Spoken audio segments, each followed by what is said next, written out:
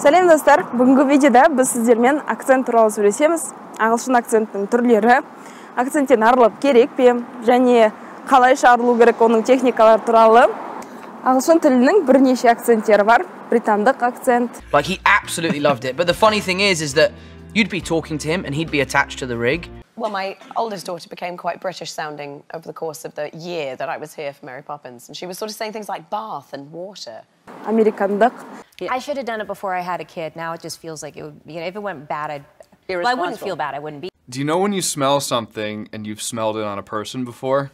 Канадалық. I think so, yeah. It feels like it. I celebrated it every year for a long time. Жаңа Зеландиялық және Австралиялық акцент. It was the best ever. There are no cell phones on set. I don't think Quentin even owns one. And every 100 rolls of film. Одан бөлек бірнеше түрлері бар.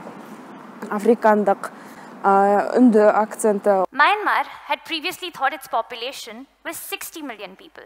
Oh, you have to go to Tour Eiffel.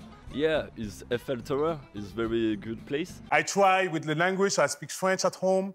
I try to cook French cuisine, Senegalese cuisine, but it's very, very difficult because Step number one, we're gonna do the caramel. I have 2.5 cups of sugar.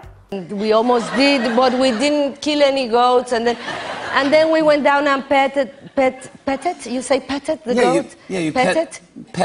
Okay. Because it's my coffee, I want to take it in my like thermal, the thing that you take your coffee. I love you, and I love you to make people smile. I was doing a Yugoslavia jump from the tree, and the tree break. Then I try to grab another tree, break. Well, of course, I mean, when you smoke a cigar, I told you try to be cool. Ол кез келген адамда болады, себебі кейбір тілде ағылшын тіліндегі бар дыбыстар жоқ, сондықтан кейбір дыбыстарды бізге дыбыстау бірден дұрыс дыбыстау бірден қолдан келе бермейді. Содан акцент туындайды. Бірақ акценттің болуы ол акцентті мүлде арылу керек деген сөз емес. Адам сізді тыңдап отырған адам түсінсе болғаны.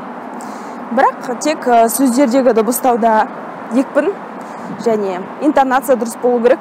Сонымен қатар сөздердің орфоэпиясы дұрыс болу керек. Ол дегеніміз сөздердегі дыбыстарды дұрыс айту. Сонымен енді акценттен арылудың түрлерін қарастырайық. Жалпы ол үшін аудиомен көп жұмыс жасау керек. Ең бірінші, қандай аудио керек? Біріншіден ол аудио материал қысқа болу керек, үлкен ұзақ бір болу керек емес, 2-4 минут арасында болса керемет. Екінші, ол аудио сізге қызық болу керек. Сол тақырып, жалпы айтылып отырған тақырыбы күрделі бір техникалық тақырып емес, өзіңізді не қызықтырады, сол болу керек. Үшіншіден, және ол бастысы, сіздің деңгейіңіздей, немесе сіздің деңгейіңізден төмен аудио болу керек. Күрделі деңгейдегі аудио таңдап керек емес, ол біріншіден қызығушылықты жойып тастайды, екіншіден ол мен көп жұмыс жасап болып қалады. Ал қысқа және деңгей бойынша оңайлау, жеңіл аудио таңдау өте тиімді. Және тағы бір шарт, ол сіздің өзіңіздің ұнайтын акценттегі аудионы таңдау. Американдық ұнаса, американдық акценттегі аудио, британдық. Жалпы бәрін араластырып та жасаған дұрыс, себебі барлық акцентте де түсіне алу үшін. Сонымен, енді ондай аудиолармен қалайша жұмыс істеу керек. Ең бірінші, ондай материалдарды видео түрінде алып қажет емес, себебі көп ақпаратты сіз суреттен аласыз. Ал және одан фокус кішкене азаяды. Егер аудио ғана болатын болса, онда барлық 100% фокусты біз сол аудиоға береміз, аудионы түсінуге. Енді сондай аудио материалдарды қайдан алу керек? Жалпы материалдар ондай жетерлік. Менің ұсынатыным ол Оксфорд және Кембридж баспаларындағы оқулықтардың аудиолары. English File, Solution, Headway сияқты оқулықтардың олар барлығы қамтылған, негізі онда оқу да, грамматика да, сөздер де, бірақ соның ішіндегі listening аудиоларды алып, олардың скриптілері де бар онда, мәтіндері. Сонымен жұмыс істеген тиімдірек. Өзіңізге сәйкес деңгей бойынша аудионы таңдайсыз, соның мәтінін қарайсыз, аудиосын тыңдайсыз. Егер қаласаңыздар, мен сондай ішіндегі қажет дейтін аудио материалдарды жинақтап, деңгей бойынша бөліп, сосын скрипталармен және кейбір сөздердің мүмкін аудармасымен қазақшаға жазып қойып жасаймын ба деп ойлағам. Егер қажет болса, соны жасап сілтемесін қояйын. Бірақ ол кішкене уақыт алады. Енді ондай аудиолармен қалайша жұмыс істеу керек? Сонымен shadowing деген техника бар. Shadow деген сөздің өзі көлеңке, ал ол көлеңкелеу. Яғни аудиода айтылған заттардың барлығын тура сол бетімен қайталау. Бөлшек-бөлшекке бөліп. Сөйлем қысқа болса, бір сөйлемді тыңдап, сол сөйлемді қайталау. Сөйлем ұзын болса, онда оны бөлшекке бөліп, сөз тіркестеріне бөліп, соны қайталау. Бірден қайталамас бұрын сол аудиомен жақсылап жұмыс істеп алу керек. Соны түсініп алу керек. Ол үшін ең бірінші аудионы аласыз, тыңдайсыз. Көзіңізді жұмып отырып тыңдасаңыз 100% концентрация болады. Тыңдайсыз, кемінде 5 рет. Қайта-қайта тыңдайсыз. Бірінші тыңдағанда бір 70% информация түсінікті болуы мүмкін. Келесі тағы бір тыңдаған кезде неғұрлым көбірек сөздер түсінікті бола бастайды. Өйткені таныс сөздер түсінесіз, мидың өзі логикалық түрде жаңағы сюжетті өрбітіп өзі құрастырып алады. Бірақ арасында болуы мүмкін таныс емес сөздер, тіркестер, кейбір түсініксіз сөздер. Қайта-қайта 5 рет тыңдап алғаннан кейін сол аудионың скриптімен жұмыс жасайсыз. Скриптін аласыз, мәтінді оқып шығасыз. Сонда сіз аудиода тыңдаған кездегі түсініксіз сөздерді қарап аударып аласыз. Кейде болады сіз таныс сөз, бірақ аудиодан тыңдаған кезде оны түсінбегенсіз. Өйткені ол басқа бір қысқа сөзбен бірігіп, бір сөз сияқты болып естіліп қалады.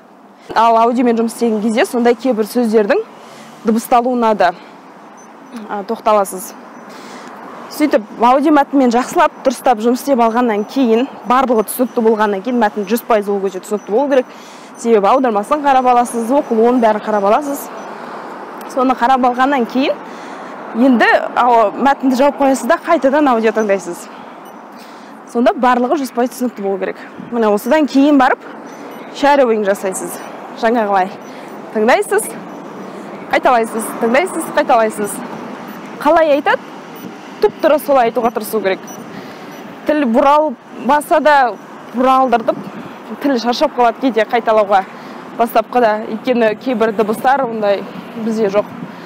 Соны айтқан кезде, қайта-қайта шынығып жаттыққан кезде, бір сәт, біраз уақыттардан кейін сіз байқайсыз, сондай бір сөздерді өзіңіз қалай айтқаныңызды түсінбей қаласыз.